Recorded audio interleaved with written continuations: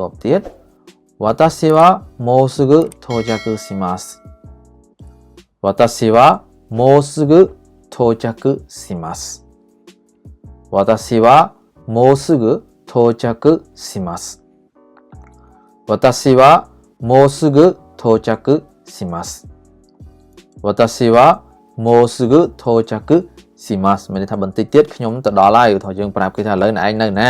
តិចទៀតខ្ញុំទៅដល់ហើយអញ្ចឹងនៅក្នុងភាសាជប៉ុនតិចទៀតទៅដល់ហ្នឹងគឺ私はもうすぐ到着します私はもうすぐ到着しますおございますដែលមានន័យថាអរុនសួស្តី Good morning នឹងឯងណាគឺおはようございますおはようございますប្រយោគទី47របស់យើងこんにちはこんにちはこんにちはこんにちはដែលយើងបកប្រែថាសួស្តីណាこんにちはប្រយោគរបស់យើងបន្តទៀតこんばんはこんばんはこんばんはこんばんはដែលយើងបកប្រែថាសាយ័ន្តសួស្តីណាこんばんはこんばんはដែលយើងបកប្រែថាសាយ័ន្តសួស្តីប្រយោគរបស់យើងបន្តទៀតសាយោណារ៉ាសាយោណារ៉ាសាយោណារ៉ាសាយោណារ៉ាដែលយើងបកប្រែថាលាសិនហើយណាលាហើយអីចឹងឯងគឺសាយោណារ៉ាសាយោណារ៉ាប្រយោគរបស់យើងបន្តទៀតおやすみなさいおやすみなさい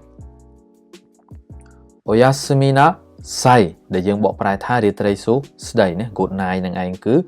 おやすみなさいおやすみなさいおやすみなさいដែលយើងបកប្រែថារាត្រីសួស្តីប្រយោគរបស់យើងបន្តទៀតដែលភាសាខ្មែរយើងនិយាយថាបាទហ្នឹងនៅក្នុងភាសាជប៉ុនគឺគេនិយាយថាはいហើយនឹងមានន័យថាបាទប្រើបានទាំងប្រុសគឺប្រើបានទាំងស្រីផងដែរណាអត់មានចាស់ឬក៏បាទទេទាំងអាហ្នឹងគឺមានន័យថាចាស់ឬក៏បាទទាំងអស់ហ្នឹងឯងណាអញ្ចឹងគឺនៅក្នុងភាសាជប៉ុនគឺយើងនិយាយថាはいហើយហើយដែលយើងបកប្រែថាបាទឬក៏ចាស់ប្រយោគរបស់យើងបន្តទៀតពាក្យថាទេឬមិនទេនៅក្នុងភាសាជប៉ុនគឺយើងអាចនិយាយបានថាいいえいいえいいえいいえដែលយើងបកប្រែទេឬក៏មិនទេណាមិនចឹងទេមិនទេណាប្រយោគរបស់យើងបន្តទៀត私はカンボジア人です私はカンボジア人です私はカンボジア人ですដែលយើងបកប្រែជាភាសាខ្មែរថាខ្ញុំគឺជាជនជាតិកម្ពុជាខ្ញុំគឺជាជនជាតិខ្មែរខ្ញុំជនជាតិកម្ពុជានឹងឯងណា私はカンボジア人です私はカンボジア人ですខ្ញុំគឺជាជនជាតិកម្ពុជាណាប្រយោគរបស់យើងបន្តទៀតこれは何ですかこれは何ですかこれは何ですかこれは何ですかこれは何ですかដែលមានន័យថាតើនេះជាអ្វីដែរតើនេះជាអីគេអញ្ចឹងណាこれは何ですかこれは何ですかដែលយើងបកប្រែថានេះជាអ្វីនេះអីគេនេះអីគេហ្នឹងこれは何ですかតើនេះអីគេហ្នឹងបន្តមកទៀត今何時ですか今何時ですか今何時ですか今何時ですかដែលយើងបកប្រែថាតើឥឡូវម៉ោងប៉ុន្មានហើយណា今何時ですかតើឥឡូវម៉ោងប៉ុន្មានហើយប្រយោគទី56របស់យើងトイレはどこですかトイレはどこですかトイレはどこですかトイレはどこですかトイレはどこですかトイレはどこですかトイレはどこですかដែលយើងបកប្រែថាតើបន្ទប់ទឹកនៅឯណាណាトイレはどこですかណាトイレはどこですかតើបន្ទប់ទឹកនៅណាដែរតើបន្ទប់ទឹកនៅកន្លែងណាប្រយោគរបស់យើងបន្តទៀត今どこにいますか今どこにいますか今どこにいますかតើឥឡូវហ្នឹងអ្នកឯងនៅឯណាតើឥឡូវហ្នឹងកំពុងនៅណាដែរ今どこにいますか今どこにいますかតើឥឡូវអ្នកឯងនៅណាគេនៅកំពុងនៅណាដែរអញ្ចឹងណាប្រយោគរបស់យើងបន្តទៀតお元気ですかお元気ですかお元気ですかโอเกงกีเดสกาដែលយើងបកប្រែថាតើអ្នកសុខសប្បាយអត់តើអ្នកសុខសប្បាយទេដូចខ្មែរយើងនិយាយសុខសប្បាយអត់ហ្នឹងអញ្ចឹងអូเกงกีเดสกาណាអូเกงกีเดสกาអូเกงกีเดสกาតើអ្នកសុខសប្បាយជាអត់ប្រយោគរបស់យើងបន្តទៀតありがとうございますありがとうございますありがとうございますありがとうございますដែលមានន័យថាអរគុណច្រើនអរគុណហើយណាតាមពិតបើយើងអាចនិយាយជាខ្លីក៏បានដែរយើងនិយាយត្រឹមពាក្យ arigato ណា arigato arigato ហ្នឹងមានន័យថាអរគុណណា arigato ហ្នឹងក៏អរគុណដែរដល់ពេលយើងនិយាយឲ្យគូសំទៅគឺ arigato gozaimasu arigato gozaimasu ដែលមានន័យថាអរគុណច្រើនណាប្រយោគរបស់យើងបន្តទៀតいいえ大丈夫ですいいえ大丈夫ですいいえ大丈夫ですいいえ大丈夫ですដែលមានន័យថាទេអត់អីទេអត់អីទេមិនអរគុណមិនអីដូចគេនិយាយありがとうございますអីចឹងទៅយើងថាいいえ大丈夫ですいいえ大丈夫ですមិនអីទេណាいいえ大丈夫ですដែលយើងបកប្រែថាមិនអីទេណា61របស់យើង今日はいい天気ですね今日はいい天気ですね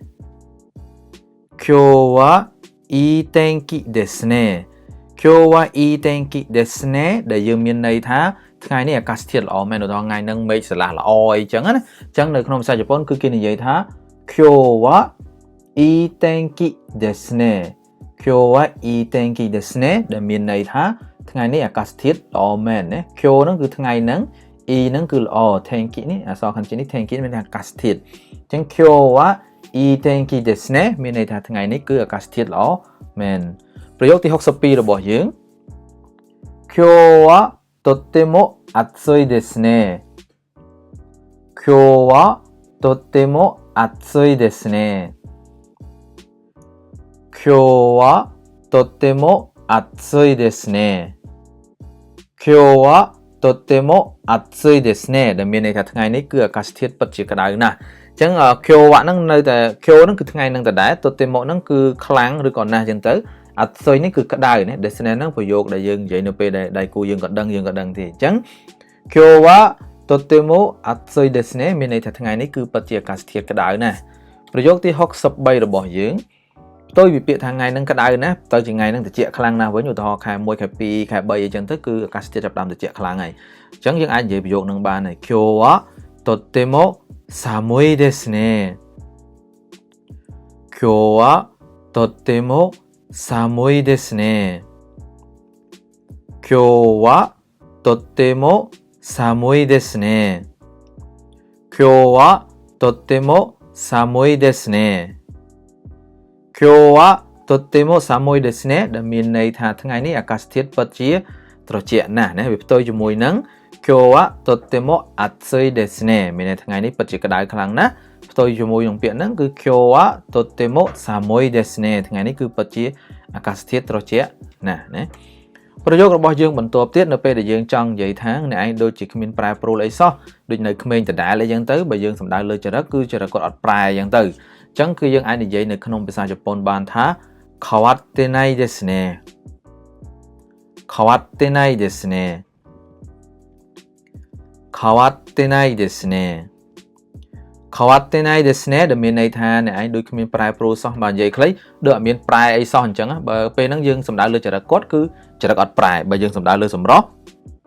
គឺសម្រស់អត់ប្រែអញ្ចឹងទៅណាបើសំដៅលើវ័យប៉ុណ្ណាក៏ដោយនៅតែសម្រស់នៅក្មេងអីចឹងទៅក្នុងន័យអញ្ចឹងណា変わってないですねមានអ្នកឯងដូចគ្មានប្រែសោះធម្មតាហ្នឹងត្រឡប់អាសាផឹកច្រើនអញ្ចឹងពេលយើងជួបគាត់また飲むの変わってないねអត់ប្រែប្រួលអីសោះហ្មងក្នុងន័យបែបហ្នឹងណាប្រយោគទី65របស់យើង最近どうですか最近どうですか最近どうですか最近どうですか最近どうですか最近どうですかដែលយើងមានន័យជាភាសាខ្មែរថាតើថ្មីនេះអ្នកសុខទុក្ខយ៉ាងម៉េចដែរ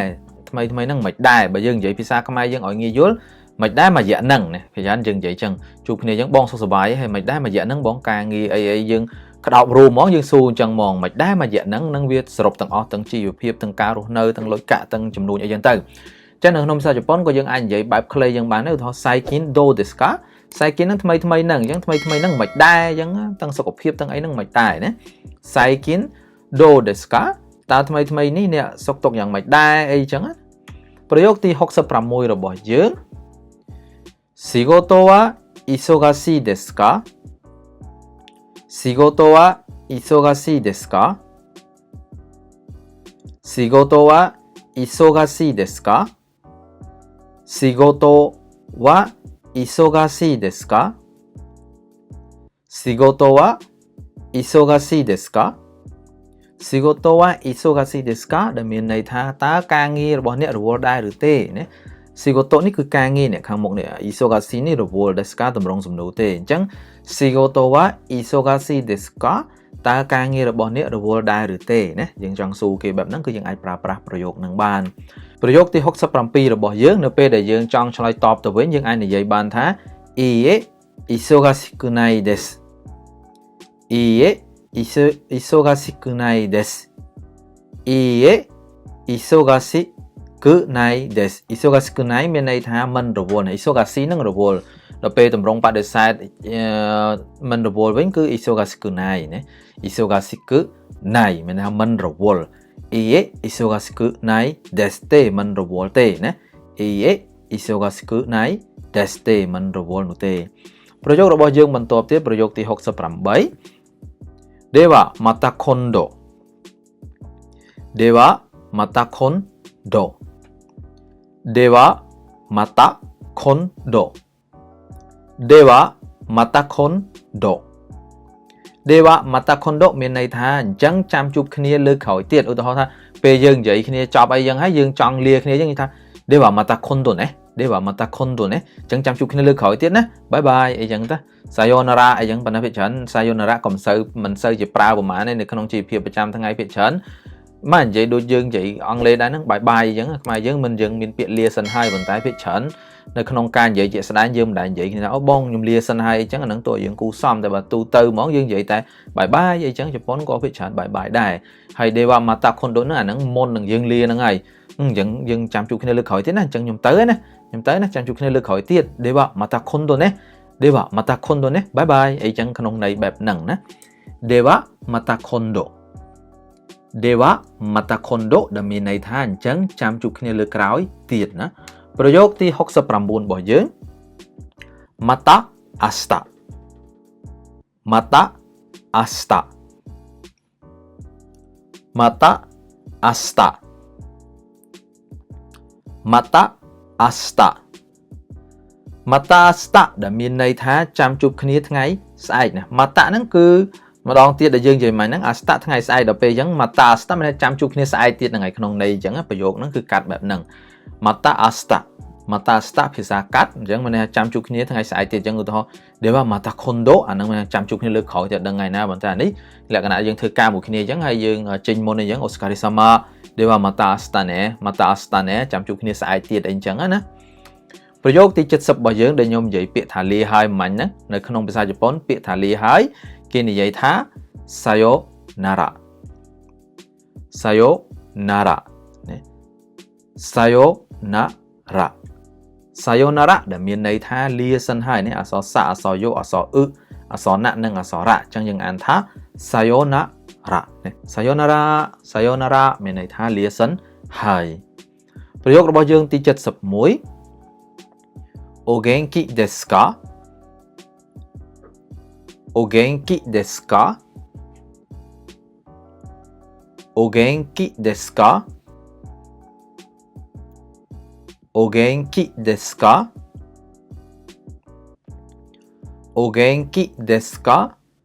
お元気ですかដែលមានន័យថាតើអ្នកសុខសប្បាយជាទេណាお元気ですかតើអ្នកសុខសប្បាយជាទេប្រយោគរបស់យើងបន្ទាប់ទៀតនៅពេលដែលយើងចង់និយាយទៅកាន់ដៃគូថាខានជួបគ្នាយូរនេះដែលបានជួបគ្នាសោះដោយថាយើងជួបគ្នាសួស្ដីបងខានជួបគ្នាយូរនេះបើឯងសុខសប្បាយអត់អញ្ចឹងពាក្យថាខានជួបគ្នាយូរនៅក្នុងភាសាជប៉ុនគឺយើងអាចនិយាយបានថាお久しぶりですお久しぶりですណាお久しぶりនឹងសំដៅលើខានជួបគ្នាយូរណាអញ្ចឹងយើងនិយាយគូសំទៅお久しぶりណាយើងអានមួយណាお久しぶりですអញ្ចឹងទៅដល់ពេលយើងនិយាយញប់お久しぶりですお久しぶりですណាខានជួបគ្នាយូរនេះបងមិនដែរខានអត់ដែរជួបគ្នាសោះមួយរយៈហ្នឹងណាお久しぶりですねអ្នកខ្លះគេនិយាយថែមណែខាងក្រោយទៅអញ្ចឹងお久しぶりだよねお久しぶりですねអញ្ចឹងទៅお久しぶりですមានន័យថាខានជួបគ្នាយូរឬក៏យើងមិនដែលបានជួបគ្នាសោះមួយរយៈហ្នឹងអីហ្នឹង